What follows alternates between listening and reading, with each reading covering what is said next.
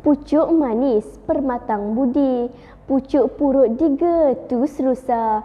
Yang manis bernama budi, yang indah bernama bahasa.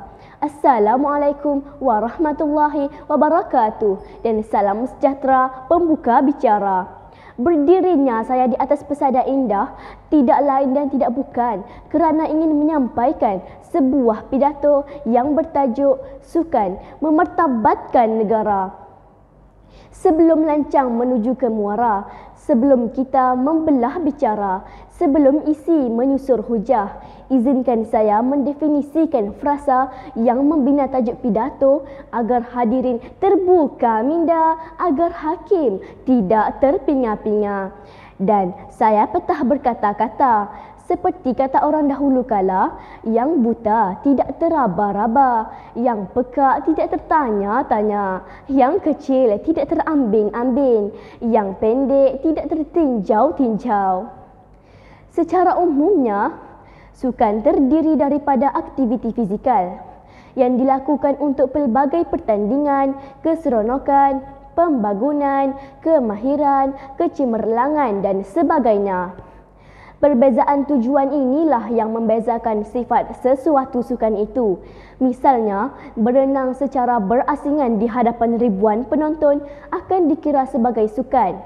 Tetapi, berenang bersendirian di kolam atau laut dikira sebagai aktiviti rekreasi. Para hakim yang bijaksana lagi arif, wacana saya yang pertama, sukan dapat melahirkan insan yang cergas dan cerdas. Memang tidak dapat disangka lagi bahawa sukan akan melahirkan insan yang cergas dan cerdas. Aktiviti sukan melibatkan pergerakan anggota badan. Senaman dapat menguatkan sendi-sendi dan otot-otot badan. Lemak yang termendap dalam badan dapat digunakan untuk menjana tenaga. Aktiviti sukan dapat membantu proses perpeluhan dan menghilangkan panas badan. Dengan ini, seseorang akan dapat menghindarkan masalah penyakit kronik seperti jantung dan diabetes. Dengan badan yang sihat, kita dapat menumpukan perhatian sepenuhnya terhadap pelajaran dan pekerjaan. Lantas, kemajuan dan kemakmuran sesebuah negara dapat dicapai. Hadirin dan hadirat yang dikasihi sekalian, selain itu, sukan juga boleh mewujudkan peluang perniagaan dan pekerjaan. Kemajuan sukan akan dapat meningkatkan permintaan terhadap peralatan sukan. Oleh itu, bidang pembuatan dan pengeluaran alat-alat sukan secara komersil akan berkembang dengan lebih pesat.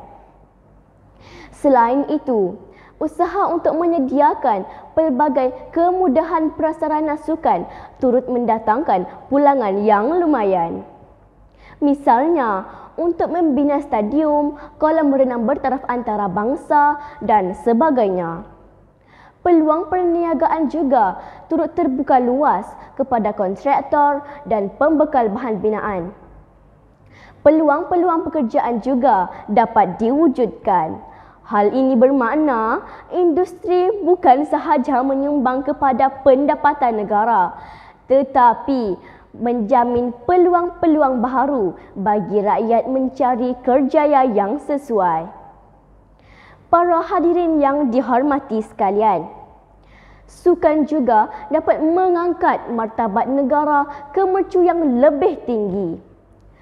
Pencapaian cemerlang dalam tamasya sukan membolehkan nama Malaysia terukir dalam sukan antarabangsa. Contoh paling ketara ialah apabila Malaysia berjaya merampas Piala Thomas semula pada tahun 1992 setelah 25 tahun kehilangannya. Pasukan badminton Piala Thomas telah menjadikan nama Malaysia disebut-sebut di seluruh dunia. Kesimpulannya, aktiviti sukan penting bukan sahaja untuk melahirkan anggota masyarakat yang berkualiti, tetapi juga dapat membantu pembangunan negara. Seterusnya, meningkatkan imej negara. Menyedari kepentingan inilah, setiap anggota masyarakat seharusnya menjinakkan diri dengan sukan yang sesuai dengan minat, kebolehan dan keupayaan masing-masing. Sehubungan dengan itu, usaha untuk meningkatkan kesedaran orang ramai agar bersukan hendaklah dilaksanakan dari semasa ke semasa. Matlamat ini akan tercapai sekiranya kita menghayati cagan kata majulah sukan untuk negara. Sebelum saya mengundur diri, izinkan saya menyusun 10 jari. Memohon maaf andai terkasar bahasa, tersalah kata atau tersilap bicara. Sekian, terima kasih.